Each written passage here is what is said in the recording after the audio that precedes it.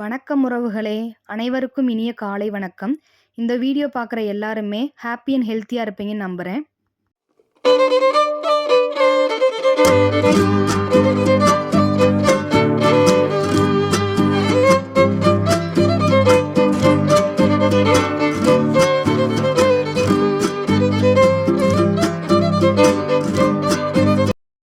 Welcome back to மேஹூ இனி channel. என்னோட video உங்களுக்கு பிடிச்சிருந்துச்சுன்னா எனக்கு லைக் அண்ட் சப்ஸ்கிரைப் பண்ணுங்கள். உங்களோட ஒவ்வொரு லைக்கும் சப்ஸ்கிரைபும் எனக்கு ரொம்ப முக்கியம். என்னை அடுத்தடுத்த வீடியோ போட மோட்டிவேட் பண்ணும். இந்த வீடியோவில் நம்ம என்ன பார்க்க போகிறோன்னா சண்டே ரொட்டீன். என்னோட சண்டே எப்படி போச்சு அப்படிங்கிறத தான் பார்க்க போகிறோம். வாங்க வீடியோக்குள்ளே போகலாம். இந்த வீடியோ காலையில் 11 மணிலேருந்து ஸ்டார்ட் பண்ணியிருக்கேன். காலையில் பிரேக்ஃபாஸ்ட் முடிச்சுட்டு தான் இந்த வீடியோ எடுக்க ஆரம்பித்தேன். காலையில் பிரேக்ஃபாஸ்ட்டுக்கு இட்லி, தேங்காய் சட்னி, இட்லி பொடி வச்சு சாப்பிட்டுட்டோம். பாப்பா அவங்களுக்கு தோசை ஊற்றி இட்லி பொடி வச்சு கொடுத்தேன், சாப்பிட்டுட்டாங்க. மீதி இருந்த தேங்காய் சட்னியை ஒரு டப்பாவில் போட்டு நான் எடுத்து வச்சுருக்கேன்.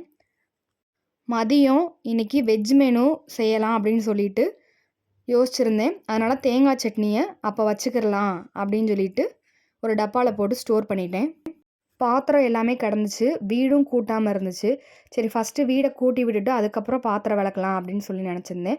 ஏன்னா தண்ணி ஃபுல்லாக சிந்துச்சுன்னா கிச்சனில் குப்பை அப்படியே இருக்க மாதிரி இருக்கும். அதனால் ஃபஸ்ட்டு கூட்டி விட்டுட்டு தான் பாத்திரம் விளக்க ஸ்டார்ட் பண்ணுவேன். இவ்வளோ பாத்திரம் இருந்துச்சு. காலையில் பிரேக்ஃபாஸ்ட்டுக்கே இவ்வளோ பாத்திரம் சேர்ந்துருச்சு. சரி எல்லாத்தையும் ஒன்றா விளக்கிடலாம் அப்படின்னு சொல்லி விளக்கிட்டு இருந்தேன். எனக்கு பாத்திரம் விளக்குற வேலையே பிடிக்காது. ஆனால் எனக்கு பாத்திரம் தான் நிறைய சேரும். உங்களுக்கும் அப்படித்தானா? எனக்கு கமெண்ட் பாக்ஸில் கமெண்ட் பண்ணுங்கள். இன்றைக்கி லக்கி பாஸ்கர் படம் பார்த்துருந்தேன். அந்த படத்தில் ஹீரோட்ட அவரோட ஃப்ரெண்டு வந்து எப்படி நீ பாசிட்டிவாக இவ்வளோ பாசிட்டிவாக இருக்க அப்படின்னு சொல்லி கேட்பார். அதுக்கு ஒரு நாளில் 1/2 மணி நேரம் எனக்கு பிடிக்காத மாதிரி நடந்துச்சு, அதுக்காக நான் வாழ்நாள் முழுக்க அழுதுகிட்டே இருக்கணுமா அப்படின்னு சொல்லி சொல்லுவார். அது பயங்கர பாசிட்டிவாக இருந்துச்சு. ஒரு செகண்ட் என்னவே யோசிக்க வச்சுச்சு. ஆமாம், ஒரு சாதாரண விஷயத்துக்கு போய் ஒன்றுமே இல்லாத விஷயத்துக்கு அதவே யோசிச்சுக்கிட்டே நம்ம ரொம்ப நாள் நம்மளோட லைஃபவே கழிச்சிட்ருக்கோம். அதனால எதை பற்றியும் யோசிக்காமல் அடுத்த ஸ்டெப்புக்கு மூவ் பண்ணி போய்கிட்டே இருக்கணும் அப்படிங்கிற மாதிரி இருந்துச்சு அந்த டைலாக். அந்த படத்தில் மிடில் கிளாஸோட லைஃப் எப்படி அப்படின்றத காமிச்சிருந்தாங்க. ரொம்ப நாள் அந்த படம் பார்க்கணுன்னு நான் நினச்சிட்டே இருந்தேன். இன்றைக்கி வந்து டிவிலே டெலிகாஸ்ட் பண்ணிட்டாங்க. அதனால் ஃபுல்லாக உட்காந்து பார்த்துட்டு தான் அடுத்த வேலைக்கு நான் போனேன். மிடில் கிளாஸில் இருக்க சின்ன குழந்தையோட மனநிலையை கூட அந்த படத்தில் சொல்லியிருந்தாங்க. நல்லா இருந்துச்சு. ஒரு மிடில் கிளாஸ் ஒய்ஃப் என்ன யோசிப்பாங்களோ அதையும் அந்த படத்தில் காமிச்சிருந்தாங்க. எதுனாலும் செஞ்சு நம்ம வாழ்க்கையில் முன்னேறணும் அப்படின்றதையும் அந்த படத்தில் காமிச்சிருந்தாங்க. படம் சூப்பராக இருந்துச்சு. நீங்களும் பார்க்கலாட்டி அந்த படத்தை பாருங்கள். இப்போது மணி 12 ஆயிடுச்சு. பாப்பா பசிக்குது, ஏதாவது ஸ்நாக்ஸ் இருந்தால் கொடுங்கம்மா அப்படின்னு சொல்லி கேட்டிருந்தா. அப்படியே அவளையும் ஒரு வீடியோ எடுத்துகிட்டு இருந்தேன். பாத்திரம் எல்லாத்தையும் விளக்கி அந்தந்த இடத்துல எடுத்து வச்சுட்டு அப்படியே கவுண்டர் டாப்பையும் க்ளீன் பண்ணி விட்டுருந்தேன்.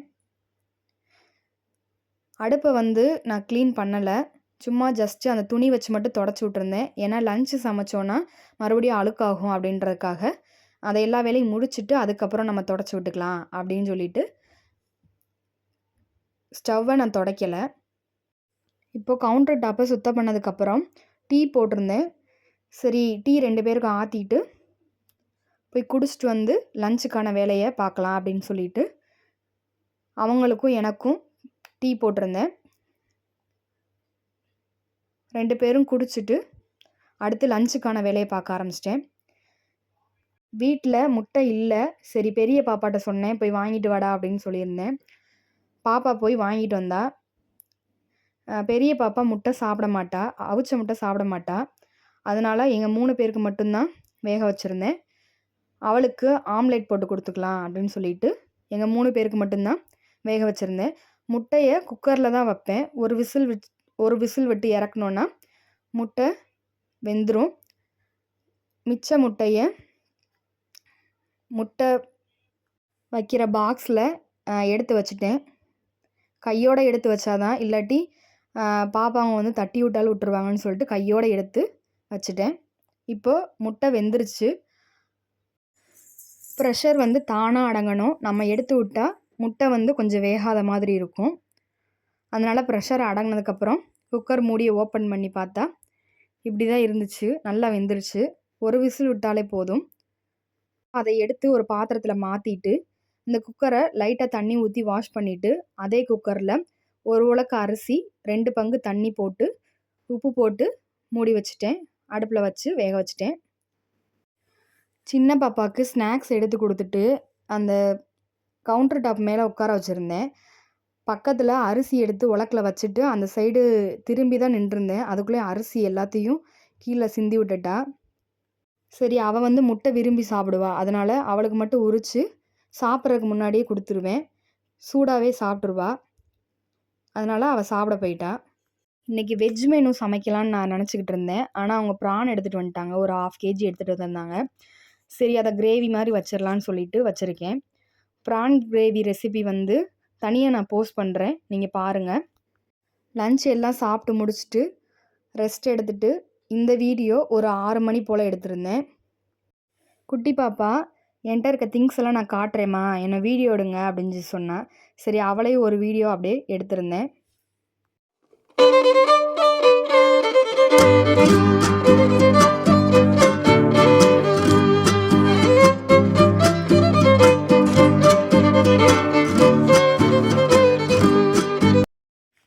காப்பி தூள் தீந்துருச்சு. சரி, அதையும் எடுத்து டப்பாவில் போட்டு வச்சிடலாம் அப்படின்னு சொல்லிட்டு பாட்டிலில் போட்டு வச்சுருந்தேன். ஒரு சப்ஸ்கிரைபர் கேட்டிருந்தாங்க, அக்கா நீங்கள் அடிக்கடி உங்கள் வீடியோவில் டீ தான் அதிகமாக காட்டுறீங்க, நீங்கள் என்ன அவ்வளோ டீ குடிப்பீங்களா அப்படின்னு சொல்லி கேட்டிருந்தாங்க. அவ்வளோ டீயெல்லாம் குடிக்காதீங்கக்கா அப்படின்னு சொல்லி சொல்லியிருந்தாங்க. டீ அவ்வளோ குடிக்கக்கூடாது. நானும் கொஞ்சம் கொஞ்சமாக கண்ட்ரோல் பண்ணிட்டு தான் வர்றேன். இன்னுமே நான் கண்ட்ரோல் பண்ணணும். மணி நைட்டு 8:30 ஆயிடுச்சு. சரி, டின்னர் செய்யலாம் அப்படின்னு சொல்லிட்டு கிச்சனுக்குள்ளே வந்திருந்தேன். இன்றைக்கி சப்பாத்தியும் அந்த மீதி இருந்த ப்ரான் கிரேவி வச்சு சாப்பிட்றலாம் அப்படின்றதுக்காக சப்பாத்திக்கு தான் மாவு பிணைஞ்சிருந்தேன். இங்கே 4 பேருக்கு தேவையான அளவு கோதுமை மாவு, அந்த கோதுமை மாவுக்கு தேவையான அளவு உப்பு எல்லாம் சேர்த்து தண்ணி ஊற்றி நல்லா பிணைஞ்சிட்டேன். இது ரேஷன் கடையில் வாங்கின கோதுமை தான். அம்மா எனக்கு அரைச்சி கொடுத்துருந்தாங்க. என்னோடய கோதுமை மாவு நான் எப்படி பிணைஞ்சாலுமே சாஃப்டாக தான் இருக்கும். அதோட ரகசியம் என்னென்னா, நமக்கு கோதுமை மாவு பிணைய தேவையான அளவு தண்ணியை கொஞ்சம் கொஞ்சமாக விட்டு நிறைய பேர் பிணையுவாங்க. அப்படி செய்யாமல் நமக்கு சப்பாத்தி மாவுக்கு எவ்வளோ தண்ணி தேவைன்றது நமக்கு தெரியும் முன்னவேவும். அது எல்லாத்தையுமே முதலே ஊற்றிட்டு அப்புறம் பிணைய ஸ்டார்ட் பண்ணோம்னா எந்த மாவாக இருந்தாலுமே, கடை மாவாக இருந்தாலும் சரி, ரேஷன் கடை மாவாக இருந்தாலும் சரி, நமக்கு வந்து சாஃப்டான சப்பாத்தியே கிடைக்கும். இதில் நான் எண்ணெய் எதுவுமே சேர்க்க மாட்டேன். அதுபோல் சப்பாத்தி மாவை நான் ஊறவும் வைக்க மாட்டேன். மாவு பிணைஞ்சு அப்போவே உருட்டி அப்போவே சப்பாத்தி தேய்ச்சி சப்பாத்தியும் போட்டுருவேன். எனக்கு சப்பாத்தி சாஃப்டாக தான் கிடைக்கும். எண்ணெய் எதுவுமே சேர்க்க மாட்டேன். அப்படின்னா தான் சப்பாத்தி எனக்கு சாஃப்டாக வரும். நீங்களும் ட்ரை பண்ணி பாருங்கள். சப்பாத்திங்கிறனால நல்லா பெருசாகவே தேய்ச்சிக்கிறேன். கொஞ்சம் தடிமனாகவும் இருக்கணும். அப்படின்னா தான் சப்பாத்தி புஸ்ஸுன்னு உப்பியும் வரும். நான் எல்லா மாவையுமே தேய்ச்சி வச்சுட்டு தான் அதுக்கப்புறம் தான் சப்பாத்தி போடவே ஸ்டார்ட் பண்ணுவேன். ஏன்னா நான் இரும்பு சட்டி வச்சுருக்கேன். அதனால் அது சீக்கிரம் காஞ்சிரும் அப்படின்றதுக்காக எல்லா மாவையுமே தேய்ச்சி வச்சுட்டு அதுக்கப்புறம் தான் சப்பாத்தி போட ஸ்டார்ட் பண்ணுவேன். சப்பாத்திக்கு தனியாக நான் இரும்பு கல் வாங்கி வச்சுருக்கேன். தோசைக்கு தனியாக தோசை சட்டி வச்சுருக்கேன். அது வந்து இண்டாலியம் சட்டி வச்சுருக்கேன். ஏன்னா தோசை ஊற்றுற அந்த தோசை கல்லுலே நம்ம சப்பாத்தி போட்டோன்னா தோசை வரமாட்டேங்குது. அதனால் சப்பாத்திக்கு தனியாக தோசை ஊற்றுறதுக்கு தனியாக வந்து வாங்கி வச்சுருக்கேன்.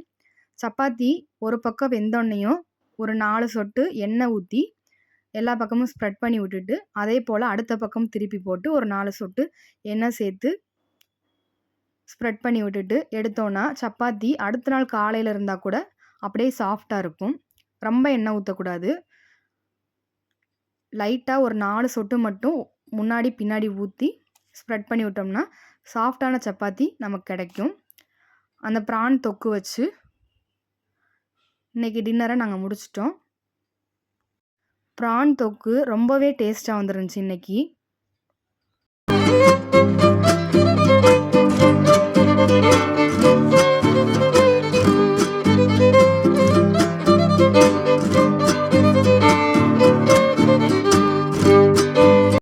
சப்பாத்தி எல்லாத்தையுமே போட்டு முடிச்சுட்டு பாப்பா அவங்களுக்கு வச்சு கொடுத்துட்டு அந்த மாவு சிந்தியிருந்தது எல்லாத்தையுமே தொடச்சி விட்டுட்டோம்னா பாப்பா அவங்க தண்ணி சிந்திட்டாங்கன்னா அப்படியே மாவு எல்லாமே அங்கேயே ஒட்டிருன்றக்காக அப்பயே தொடச்சி விட்டுட்டேன். இன்றைக்கி மாவு கொஞ்சம் எக்ஸ்ட்ரா ஆயிடுச்சு, அதனால் ஒரு 4 உருண்டை மிச்சமாக இருந்துச்சு. சரி காலையில் போட்டுக்கலாம் அப்படின்னு சொல்லிட்டு எடுத்து வச்சுருக்கேன். இப்போ சாப்பிட்டு முடிச்சுட்டு வந்து பாத்திரத்தை கையோட கழுவிடலாம் அப்படின்னு சொல்லிட்டு அது எல்லாத்தையுமே நீட்டாக கழுவி அங்கங்கே எடுத்து வச்சுட்டு அந்த இருந்த குப்பையை எடுத்து பெரிய டஸ்ட்பினில் போட்டுட்டேன். காலையில் அவங்க எடுத்துகிட்டு போய் கீழே போட்டுருவாங்க. அடுப்பு எல்லாத்தையும் தொடச்சி விட்டுட்டு பாலையும் காய வச்சுட்டு சரி காலையில் யூனிஃபார்ம் தேடுற அவசரமாக இருக்கும் அப்படின்றதுக்காக முந்தின நாளே நான் எடுத்து வச்சுருவேன். டெய்லியுமே இப்படி தான் செய்வேன். சாக்ஸு, லஞ்ச் டவல் எல்லாத்தையுமே யூனிஃபார்முக்குள்ளேயே வச்சுருவேன் நான். பெரிய பாப்பா சின்ன பாப்பா 2 பேரோடதையுமே. இல்லாட்டி காலையில் நம்ம அவசரமாக சமைச்சிட்ருக்கப்ப அம்மா அதை காணோம் இதை காணோம் அப்படின்னு சொல்லி கத்திகிட்டு இருப்பாங்க. அதனால் முந்தின நாளே எல்லாத்தையுமே எடுத்து வச்சுருவேன். அப்போ தான் காலையில் நமக்கு எந்த டென்ஷன் இருக்காது. அவங்க பாட்டுக்கு குளிச்சுட்டு வந்து யூனிஃபார்ம் எல்லாத்தையும் போட்டு ரெடியாக இருப்பாங்க. ஓகே உறவுகளே, இந்த வீடியோவோட எண்டுக்கு வந்துட்டோம். என்னோடய சண்டே இப்படி தான் போச்சு. இந்த வீடியோ உங்களுக்கு இன்ட்ரெஸ்டிங்காக இருந்திருக்கும்னு நம்புகிறேன். என்னோடய வீடியோ உங்களுக்கு பிடிச்சிருந்துச்சுன்னா லைக் அண்ட் சப்ஸ்கிரைப் பண்ணுங்கள். அடுத்த வீடியோவில் சந்திப்போம். தேங்க்யூ.